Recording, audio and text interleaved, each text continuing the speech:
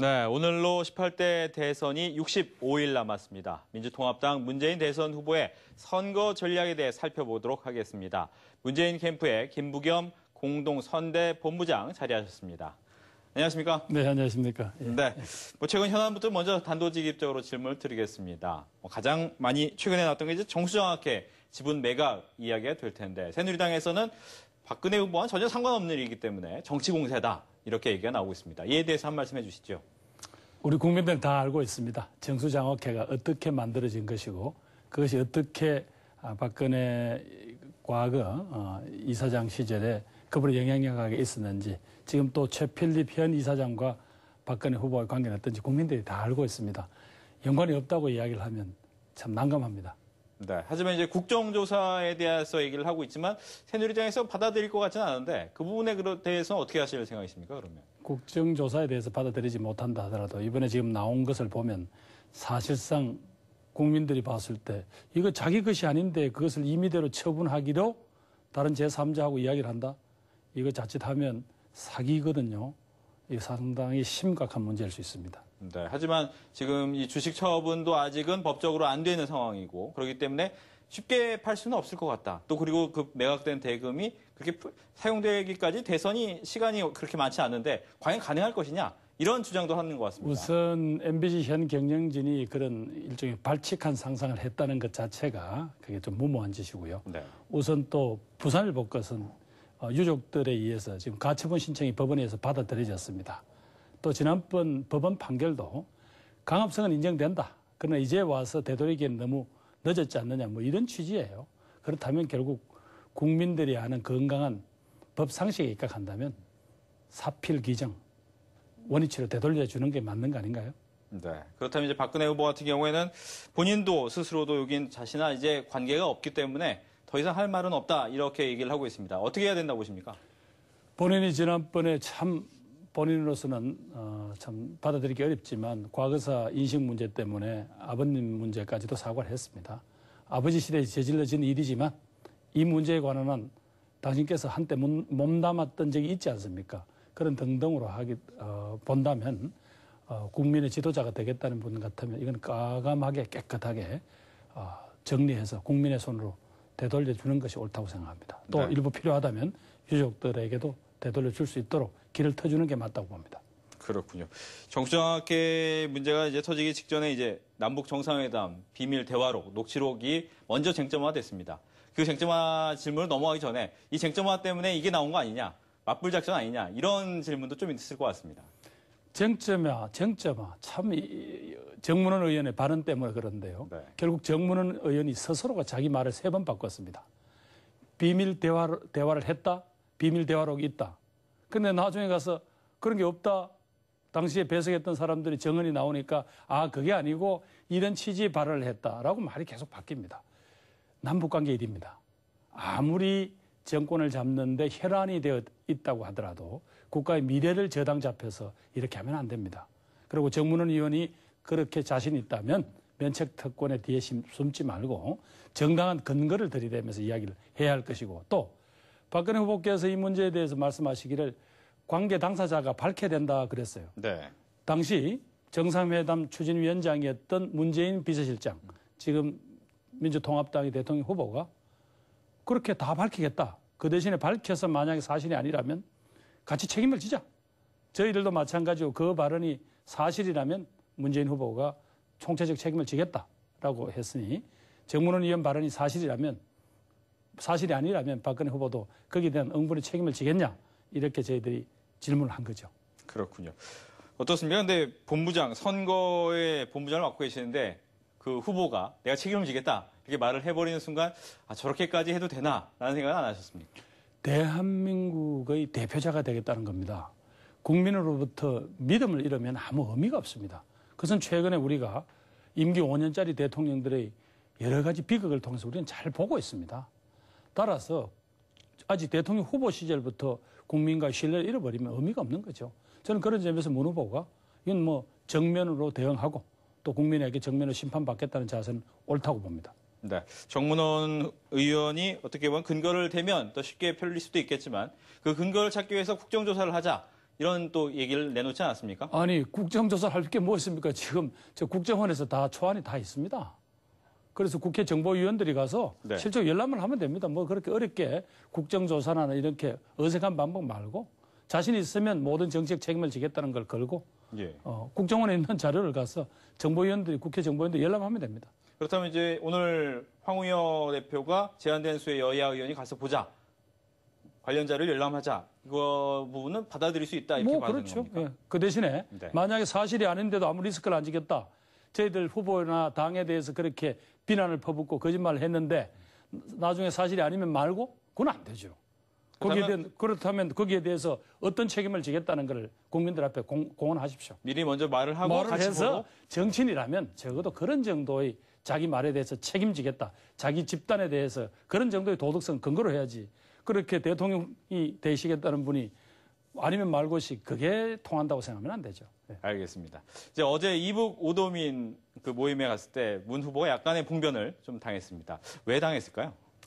그래서 이제 그게 바로 정문원 의원의 발언과 같은 이른바 전통적인 이른바 북한 문제를, 남북 문제를 선거 전에 끌어들였던 그 못된 버릇 때문에 그게 아마 어제 그 자리에 오신 분들이 일부 오해가 있으셨던 것 같고 네. 그중 오해를 했던 일부 시민들께서 그런 행동을, 돌출적인 행동을 했다고 저희들은 봅니다.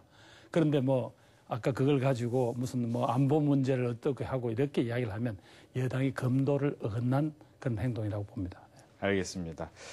최근에 또 가장 쟁점이 되는 것이 단일화 아니겠습니까? 네, 그렇습니다. 네. 아무래도 지금 민주통합당 입장에서는 정당 후보론을 내세우고 있습니다. 뭐 안철수 후보 입장에서는 무소속 후보도 괜찮다라고 얘기를 하고 있는데 어떻습니까? 아마 안 후보를 지지하는 많은 분들이 기존 정당과 기존 정치권이 실패했다. 국민의 갈등을 조정하기는 그냥 오히려 조장하고 국민을 편만 갈라놓지 않았느냐는 비판은 옳습니다. 그래서 저희들이 참 위기에 처해 있는 거고요. 그렇다고 해서 정당이 필요 없다고 하는 것은 조금 논리 비약입니다. 그렇다면 대한민국 헌법이나 지금 세계의 대부분 선진국가의 헌법은 이 정당의 존재를 헌법적 가치로 보호하고 있는 이유가 있습니다. 현재 우리가 집적 민주주의를 하기에는 부족한 형편이라면 현재 대의제 민주주의의 꽃이 바로 이 정당이거든요. 그렇게 다양한 정치적 의사결정하는 무언가의 어떤 중간에 채널이 있어야 되고 기구가 있어야 되고 그게 정당입니다. 따라서 이 정당 후보냐 무소속 후보냐라고 하는 논쟁은 좀 더 발전해야 한다 이렇게 생각합니다. 본부장 본인께서도 어떻게 보면 지역 감정을 해소하기 위해서 직접 쇄신에 앞장서지 않으셨습니까? 현재 정치, 우리 정당 어떻게 어느 정도까지 쇄신이 돼야 된다고 보십니까? 국민들의 표현에 따르면 위에서부터 밑에까지 싹 다 바꾸라는 이야기인데 네. 아마 그분들은 사람도 사람이지만 도대체 왜 멀쩡한 사람이 정치권에만 가면 저렇게 망가지느냐. 또 왜 그 훌륭한 그 대통령들은 청와대만 가면 한 3년 지나면 다 국민들의 조롱거리가 되느냐. 이게 이제 국민들의 막 정말 어쩌면 답답하고 짜증나는 점 아니겠습니까? 그런 점에서는 저는 어떤 제도의 문제도 있습니다. 그리고 또 우리 국민들이 워낙 열정적이고 네. 어떤 문제에 관한 한 절대로 자기 주장을 쉽게 굽히지 않으시잖아요. 또 타협, 정치라는 건 근본적으로 서로가 서로의 입장을 이해하고 타협하는 것인데 타협 자체를 또 조금 경멸하는 그런 분위기가 있습니다. 물론 그 책임을 어떤 우리 풍토에 돌릴 수는 없습니다만은 기본적으로 여기에서 일하는 정치인들의 책임이 일차적이지만 제도의 문제도 이번 기회에 확실히 손볼 필요가 있다 그렇게 생각합니다. 네. 그렇다면 이제 문 후보와 안 후보의 단일화는 돼야 된다고 우선 보고 계시는 거죠? 되지 않고 무슨 국민들에게 할 말이 있겠습니까? 저는 두 사람이 지향하는 바가 뭐 완전히 틀린다면 네. 저는 뭐 단일화를 주장하는 것 자체가 정치공학이라고 비난받아 마땅하겠습니다만은 뭐 두 사람이 내거는 가치라든가 대한민국 미래 비전이 크게 틀리지 않습니다. 다만 기존에 있는 실패한 정당 정치의 어떤 카테고리에 있었기 때문에 문 후보는 막 원죄를 진 것처럼 되어 있고요.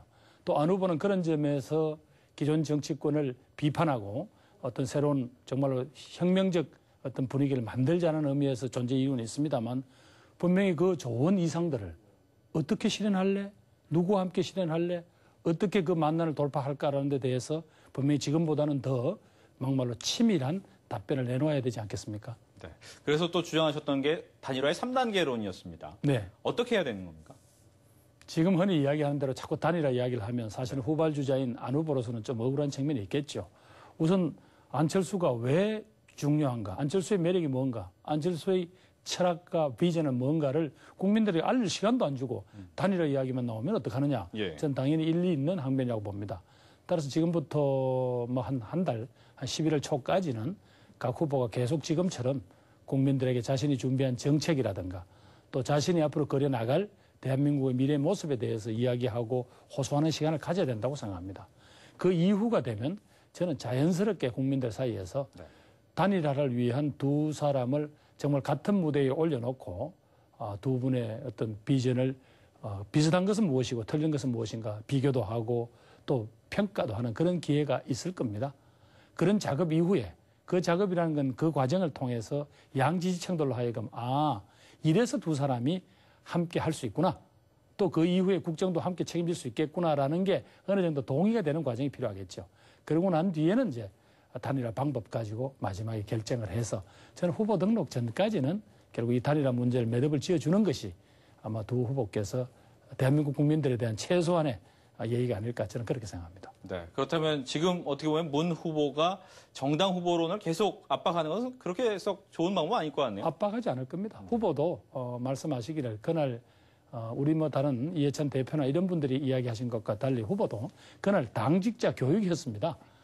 당원 교육 자리에서 당원들 사기를 높이기 위해서 한 이야기인데 그게 왜 어떻게 공개됐냐고 조금 후보도 좀 당황해 하셨거든요. 다만 아까 말씀드린 대로 현재 저희들이 국민들에게 불신을 받고 있는 정당이라고 해서 과연 정당은 무용한가, 정당은 불필요한가 하는 것에 대해서는 한 번 더 고민을 해야 될 것 같습니다. 네. 어떻게 보면 이제 새누리당에서도 내홍이 있었고 또 김무성 또 선대본부장이 오면서 그 부분 좀 수습하려고 하고 있습니다. 특히 앞으로의 백의종군 얘기가 상당히 많이 나오고 있는데 민주당에서는 어떻게 좀 친노 그룹이나 이런 분들의 백의종군 이야기는 언제쯤 나올까 사람들이 또 생각할 것 같습니다. 뭐 저희들도 다 이 대통령 선거라는 이 중요한 선거의 어떤 과정을 잘 지켜보고 있습니다. 저희들도 적절한 때 국민들의 요구에 대해 적절한 화답을 할 수 있을 것 같습니다. 네, 남은 기간이 65일인데요. 끝으로 이 65일 어떻게 선거 전략을 짜실 계획이십니까? 뭐 이제 국민들이 옛날하고 달라서 어떤 후보들을 잘 몰라서 선택하거나 이런 일은 없는 것 같습니다. 다만 현재 이 대한민국이 여러 가지 갈등, 이 불안 이런 것들이 다 누적되어 있는데 과연 누가 이것을 국민들과 함께 풀 수 있는 진정성이 있느냐. 그리고 누가 정말로 이 문제를 일방적인 자신들의 이야기를 강요하는 것이 아니라 국민으로부터 듣고 해결책을 마련해내느냐. 막 그런 측면에서 판단해 주시라고 믿고 그동안 국정 운영의 경험에서 따른 안정감도 있지만 정말로 진지하게 살아온 문재인 후보에게 정말 국민들의 한번 열정을 보태주셨으면 하는 그런 바람입니다. 알겠습니다. 지금까지 문재인 캠프의 김부겸 선대본부장과 이야기를 나눠봤습니다. 오늘 말씀 고맙습니다. 네, 감사합니다.